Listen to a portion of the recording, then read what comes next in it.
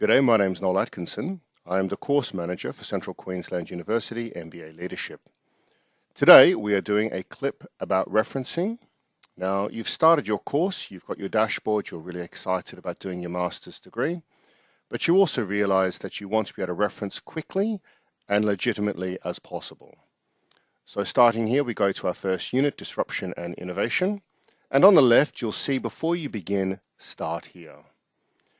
We scroll down until we see how you will be assessed. And in this particular page, you see all the assessments for the units. You look over it, you see there are some quizzes to go through, an online test, which is not a problem. And then you have 5 case studies plus a business report. And you think to yourself, wow, that's a lot of assessments. How can I get through this legitimately, but as quickly as possible? So we open the first case study here. And we start to see how you'll be assessed. We'll ignore all the marking rubrics this time because we're looking at referencing. But you do see it's only 500 words, which is roughly 2.5 pages if you double spaced, or just 1 page if you're typing normally. The referencing guide is found here. This is Central Queensland University Referencing Guide. The referencing guide is the authoritative source in all areas for referencing. And we also learn here that we use APA 6th edition.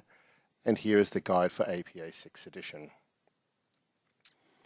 But if I want to get through quicker, how can I find some shortcuts to help this happen? So we go through and we have a look. This is the actual article that the case study is based upon. How the meaning of digital transformation has evolved. Now we read the article simply by clicking there. And once we've read the article and we do our ideas and our forming and our storming, and we write up a quick outline for what we want to do, we need to back that up with some decent academic references. Now, one of the ways we can do that is to go to Google Scholar. I'm just typing in the name here, and you'll find Google Scholar.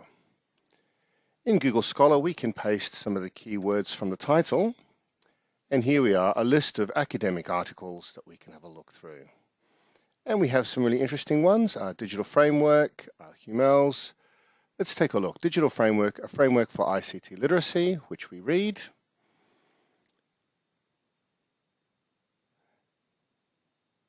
And up comes the article. That was great. We really, really enjoyed it.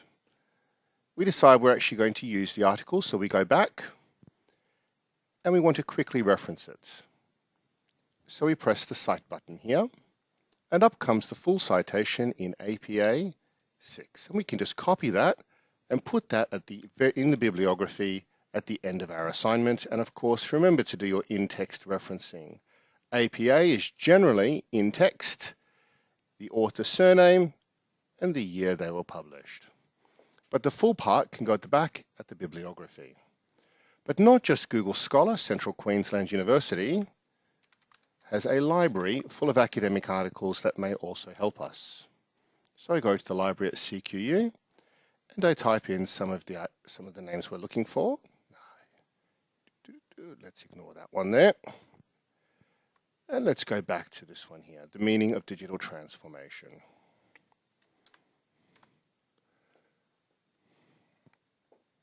Once again, the library is doing a search of all the academic journals for us and coming up with a range of articles that we may find interesting.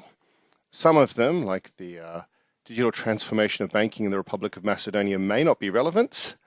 But as we're scrolling down, here we go, making sense of the transformation documentary by Digital and Networked Media, maybe, and digital culture and Peter social transformation, the electrical transformation of the public sphere. So let's say this one here was something we found interesting.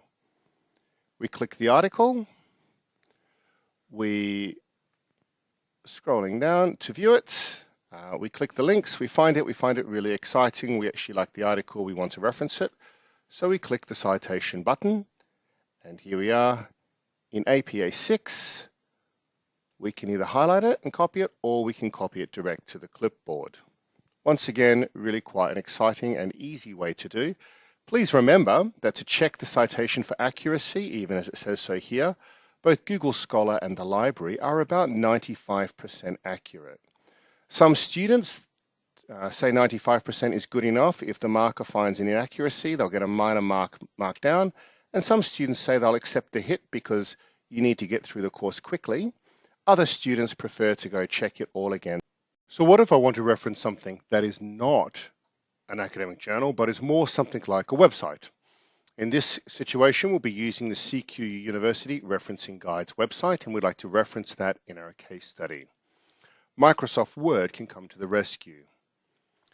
Once you select the References tab, you can press Insert Citation and we can add a new source. I like to scroll down and select the website. Then we select Show All Bibliography Fields, and up comes a range of fields. Now it's okay if you don't know the answers to all of them, but we fill it in as best we can. Who is the author? I have no idea who the author is, so I will select a corporate author.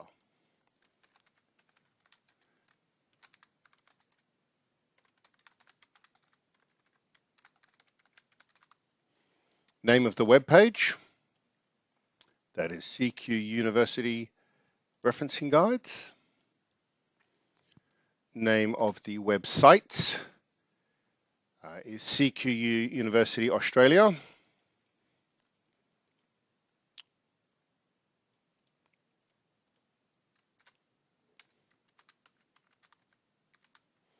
The editor, I don't know. The producer's name, the production company, I have no idea. I also can't see the year when the page was created, so I'll leave that blank. I do know the year it was accessed, that was 2018. The month accessed was December, and the day accessed was the 12th.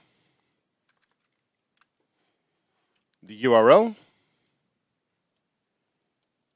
I can copy that across. And scrolling down, I don't know the version number, short number, and that's okay. Next, what I press is OK. Now, this shows me that the Central Queensland University, but the year is not disclosed because we didn't know.